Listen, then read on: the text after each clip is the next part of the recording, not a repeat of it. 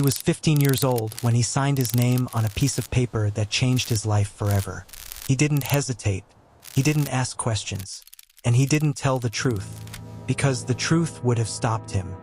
His real birth year stayed locked in his head as he carefully wrote a different number.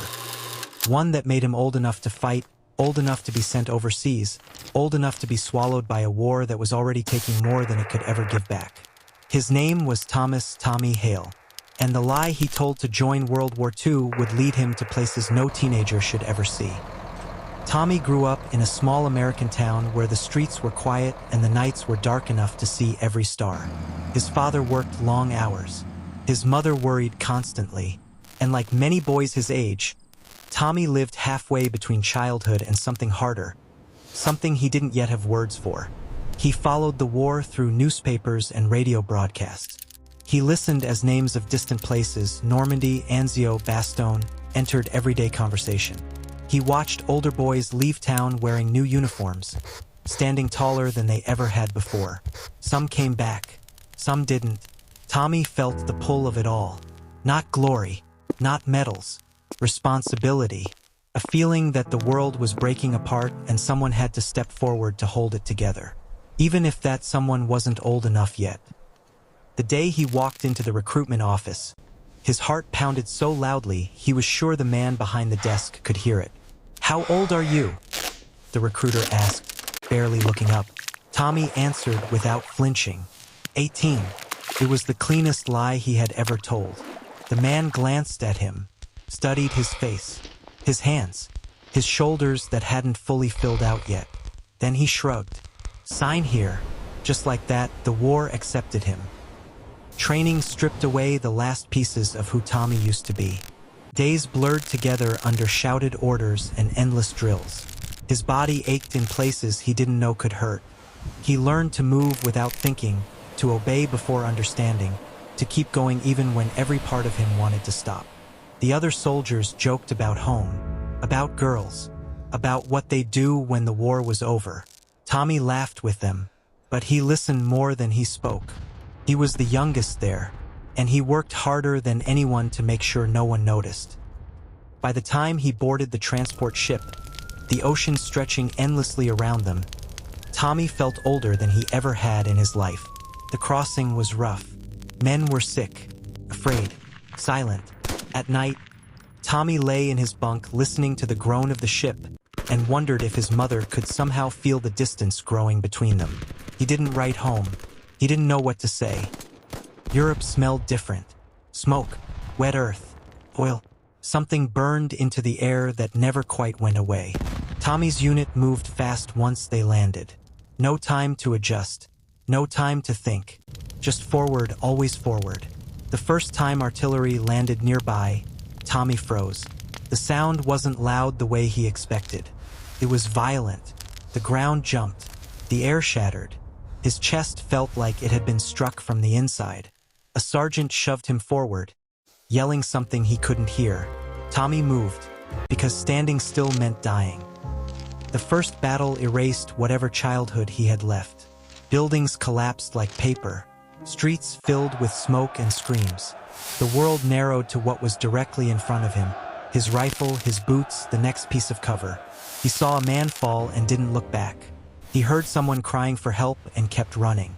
Later, he would realize those moments changed him more than anything else ever could. At 15, Tommy Hale learned how easy it was to survive by becoming someone else. Days turned into weeks, weeks into months. Tommy stopped counting.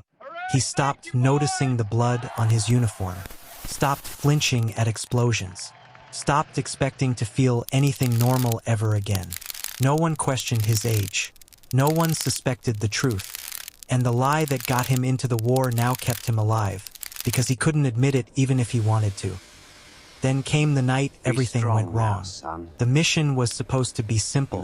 Move through a ruined village, secure the area, push forward by dawn. Instead, they walked into an ambush. Gunfire erupted from every direction. Men dropped instantly. The air filled with chaos so thick it felt impossible to breathe through it. Tommy dove behind a wall as bullets tore chunks out of stone inches from his head. He pressed himself flat against the ground, heart slamming, hands shaking so badly he could barely hold his weapon. He wanted to scream. He didn't. When the fighting ended, the village was unrecognizable. Smoke drifted through the ruins. Fires burned unchecked. Bodies lay where they had fallen. Tommy sat against a broken wall, staring at his hands. They wouldn't stop shaking. That was when the medic crouched in front of him. "Hey," the man said gently. "How old are you, son?" Tommy looked up. For a moment, the lie slipped. "Fifth." He stopped himself. The medic didn't push, but he didn't forget that look either. From that moment on, things began to change. Orders shifted. Tommy was watched more closely, not with suspicion, with concern. One night, after another brutal engagement, an officer sat beside him. "You're not 18, the man said quietly. It wasn't a question. Tommy didn't answer. He didn't have to. The truth came out the next morning. Paperwork surfaced. Dates didn't line up. The lie that had slipped through the cracks finally caught up with him. Tommy expected punishment. Instead, he got silence. Long, heavy silence. The decision shocked everyone. Tommy wasn't sent home. He wasn't court-martialed. He was pulled from the front lines and reassigned. Not because he had lied, but because someone finally realized what the war was doing to him. As the war pushed toward its end, Tommy watched from the edges. Still in uniform, still part of it, but no longer in the places where boys were turned into ghosts. When the fighting stopped, he was 16. 16 and already older than most men he knew. Years later, when people asked him about the war, Tommy never led with heroics. He told them the truth, that the most shocking part of what happened after he lied about his age wasn't the battles. It was the fact that the war let him fight at all. When the war finally ended, the world celebrated. Cities erupted into noise. Bells rang. People flooded the streets laughing and crying at the same time. Newspapers shouted the word victory in letters so large they seemed to erase everything else. But for Tommy Hale, the end of the war arrived quietly. No cheering, no parade, just a piece of paper stamped and signed, and a transport ship carrying him back across the same ocean that had swallowed his childhood. He stood on deck as the shoreline faded behind him, the wind cutting across his face, and tried to understand how he could feel relief and emptiness at the same time. He was 16 years old, and he felt ancient. When Tommy returned home, the town hadn't changed. The same streets, the same houses, the same people waving flags and talking about how proud they were of their boys. But Tommy wasn't the boy who had left. His mother knew the moment she saw him. She hugged him tightly, then pulled back and looked at his face as if trying to find the child she remembered. She didn't say anything. She didn't need to. Her eyes told him she understood that something had been taken from him and would never be returned. His father shook his hand, not because he didn't love him, because he didn't know how else to greet a son who had gone to war and come back different. Tommy tried to go back to school. It didn't last long. The classrooms felt too small. The lessons felt distant and unreal. When teachers talked about history, he sat silently, listening to dates and strategies that ignored the weight of what it felt like to be there. He stopped going. No one pushed him to return. People didn't know what to do with boys like Tommy. At night, the war came back.